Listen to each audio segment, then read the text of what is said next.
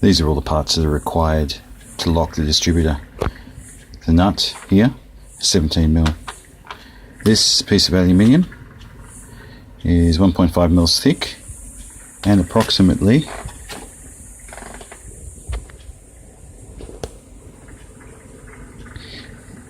it's approximately 60 millimeters long.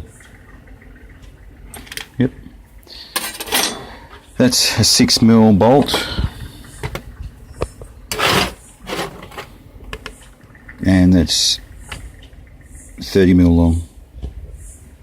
30mm long. A couple of washers, a couple of nuts, and I've got an eye lock nut as well. That's that one. Very good. Okay, so what we're going to do is I'm going to show you how it works inside the distributor. What you've got when you pull the distributor apart, when you get to this point, is you've got a couple of bob weights. These guys here, and they're held in position across here and here with a spring. And those springs are these guys. Okay, so just for speed and ease of description, I've removed them already for you so you can see.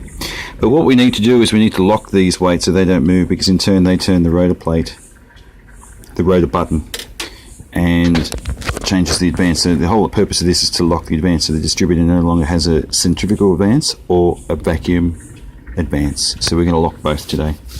What I used before was this piece of rubber hose, cut to size.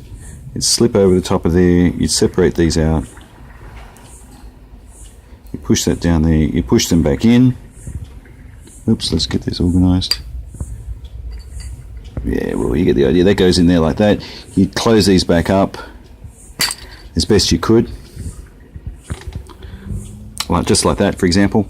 And then you put this back down here, and making sure you got the orientation correct for your rotor button, so you don't put your distributor 180 degrees out of phase. But that's how it end up. You'd push those in, you push this down, you screw the nut back in there, and you'd have your distributor locked. The only problem with that is the rubber is soft. Even a hard rubber thing is still soft, and with heat it gets even softer. So there was going to be some movement, and I did detect that movement with ignition timing, and also with the ignition light, timing light. You could see it was still moving. Not a lot, but still enough to make me think there must be a better way. So what I did was I came up with this.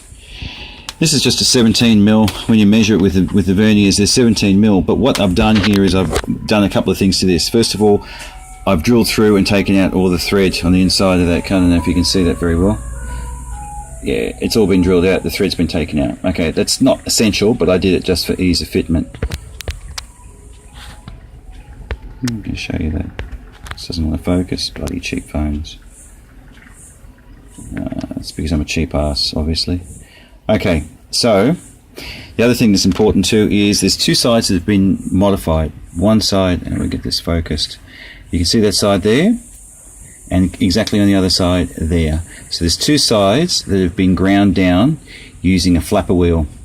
So what we've done is we've reduced the thickness of the flat. It's not as thick as the others. That's a cheap shit phone. It doesn't focus properly, bastard. Anyway, so the idea is you have to do this yourself to the point where when you put this back down into the distributor, you can then put the rotor button back on, the distributor shaft back on. And I'll just demonstrate very quickly what that means. So you put this back down. Oh, and one other thing I need to mention is the height needs to be reduced. Now the height of that is equal to the height of the weights. You can actually pull these out. I'll pull one out. It needs to be the same height as that. Where is it? It needs to be the same height as that. So when you lay that down on the flat surface, you can see they're about the same height. So you might be able to find a nut that's the right height straight off the bat, but I had to grind mine, hence why there's grinding marks on the top of that. You can see it's all shiny. Okay, yeah, that's it there.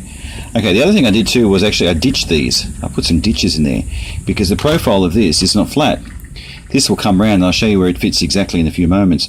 But this surface here, see how it's a bit curved from here where my finger's touching? It's a bit curved there, so that will fit into the ditch something like that. Okay, so what I'll do is I'll put this bob weight back in. Be nice to have 3 hands or something. I'll just put the phone down for a sec.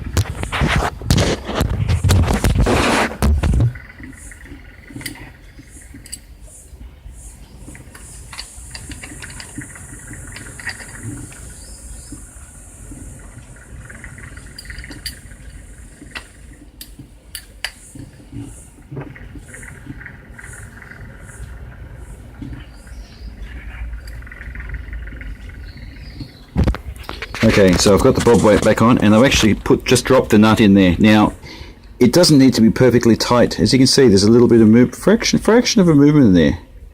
But that's not a problem. I don't think that's a problem, because what will happen is it's all going to be held in place. And the way it's going to be held in place is this comes down here like that, and that bob weight goes there like that. And you can see that when you push those together, as I'm doing right now, the nut won't allow the bob weights to move any further. The other thing that's going to hold it captive is this, with the 2 slots. So that just goes in there like that.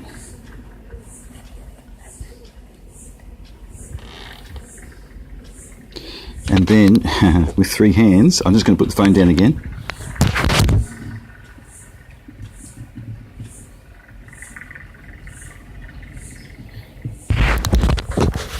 There you go, with the 3rd hand, I just simply had to push those in a little bit. The bob weight's in a fraction, and this just dropped straight on top of it. Now, the nut holds it fully out. So in other words, fully advanced. So your timing is going to have to reflect that when you put it back into your distributor. You're going to obviously have to adjust the mounting, undo the mounting nut to adjust your timing accordingly. Okay. So there is absolutely no way that is going to advance and retard. The good thing about this setup is fully restorable back to stock. It's not a modified distributor, so now that it's welded or tacked or whatever in position, it has to stay that way. If in the future you decide, oh gee, I really do need a distributor with ignition advanced timing, you can remove the nut, put the springs back on, and you've got a completely functioning stock distributor with mechanical advance.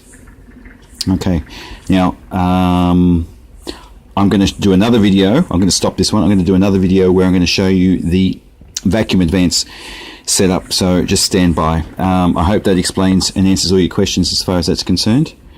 All right. We'll see how we go. I'll do a second video very shortly.